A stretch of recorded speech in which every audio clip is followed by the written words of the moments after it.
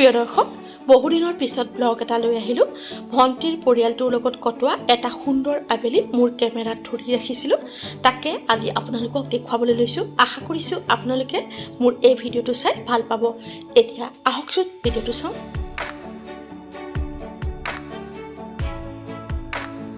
প্ৰিয় দৰ্শক, বহুত দিনৰ পিছত ওলাই আহিছোঁ। লকডাউনৰ কাৰণে ঘৰতে বহুত দিন সোমাই আছিলোঁ। আমি আজি বিশ্বনাথ চাৰিআলি বুঢ়া মাধৱ দেৱালয়লৈ আহিছোঁ আৰু ইমান শান্ত পৰিৱেশ ইয়াত থাকি এনেকুৱাই ভাল লাগিছে। সময়ো দেৰি হ'ল, আচলতে আবেলি আহিলোঁ। মন্দিৰৰ পূজা অৰ্চনা সময়ো পাৰ হ'ল। তথাপিও ভণ্টি পৰিয়ালটোৰ লগত আহি ভাল লাগিছে অলপ সময় কটাওঁ বুলিলৈ। সেউজীয়াৰ মাজত ওচৰতে চাহ বাগান, লগতে ধুনীয়া গছ গছনিৰ সৈতে খুব ধুনীয়া পৰিৱেশ। আপোনালোকে কেতিয়াবা বিশ্বনাথ চাৰিআলি আহিলে ইয়ালৈ আহিব, খুব ভাল পাব। আহকচোন। বিশ্বনাথৰ এইখন ঐতিহ্যমণ্ডিত বুঢ়া বাবা থান হয় আৰু এই পুখুৰীটো দেখিছেনে? ইয়াতে ভক্তসকলে কাছ দান কৰে। ভালদৰে চালে আপোনালোকে দুই এটা কাছ দেখিব।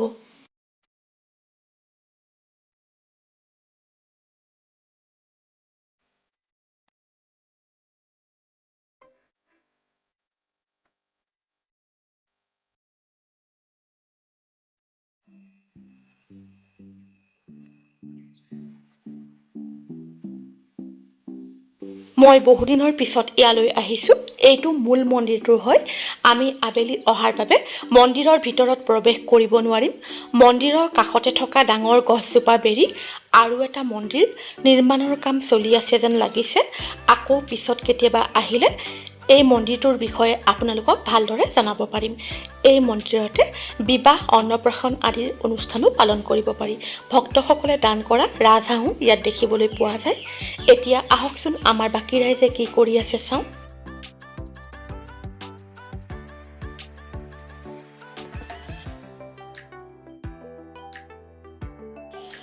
গছ-গছনিৰে আৱৰি থকা পুখুৰী আৰু তাৰ কাষতে থকা ৰাজহাঁহকেইটা দেখি বৰ ভাল লাগি গৈছে। খুব ধুনীয়া পৰিৱেশ এটা বিৰাজ কৰিছে আৰু মোৰ ভণ্টিয়ে ফটো উঠিবলৈ বৰ ধুনীয়া প'জ দিছে, চাওকচোন।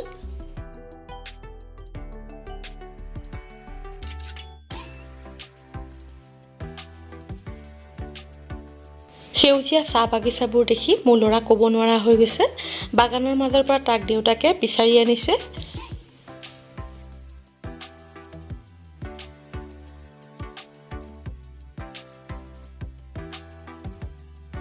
মন্দিৰৰ বাটচৰাটোত বহি থকা কণ কণ শিশুকেইটাই আমাক বৰকৈ চাই আছে। এয়া মোৰ ভণ্টিৰ ছোৱালী বৃষ্টি হয়। তাই নতুনকৈ ইউটিউব চেনেল এটা খুলিছে। ইউটিউবৰ প্ৰথম ভিডিঅ'টোৰ শ্বুটিং ইয়াতে আমি কৰিলোঁ। আপোনালোকে তাইৰ চেনেলটো অনুগ্ৰহ কৰি ছাবস্ক্ৰাইব কৰি দিবচোন। ডেছক্ৰিপশ্যন বক্সত লিংকটো মই দি দিম। ইমান ধুনীয়া পৰিৱেশত ফটো নুঠিলে কেনেকৈ হ'ব? সকলো ফটো উঠাত ব্যস্ত আৰু মই কেমেৰা লৈ সকলোকে ভিডিঅ' কৰি ফুৰিছোঁ।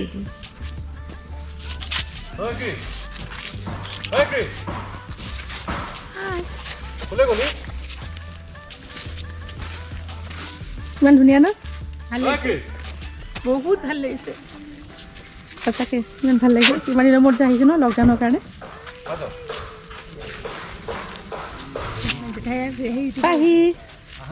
হাই কোৱা। কেনেকুৱা লাগিছে? বহুত ভাল লাগিছে। তুমি আজি নাচিবা ন? কোনটো গানত নাচিবা? ধুনীয়া ল'ৰাটো সেইটো। আৰু তোমাক যে ইমান ধুনীয়া লাগিছে নহয়, একদম কইনা কইনা লাগিছে। Thank U. মেকআপ কোনে কৰি দিছে? ৰহিবা। ধেৰ কাছ আছে, খুব ধুনীয়া।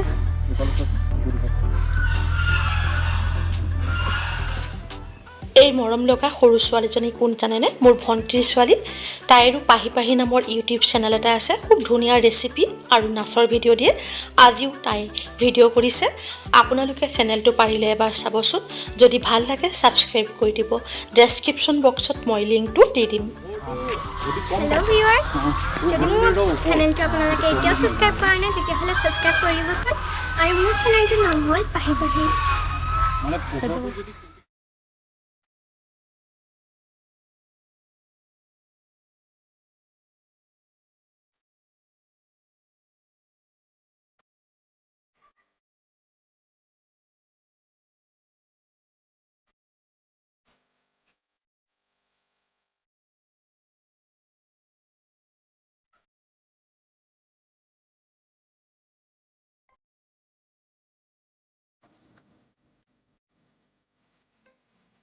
দুয়োফালে থকা সেউজীয়া বাগানৰ মাজৰ পকী ৰাস্তাটোৰে মন্দিৰলৈ যোৱা এই সৌন্দৰ্যৰ তুলনা নাই।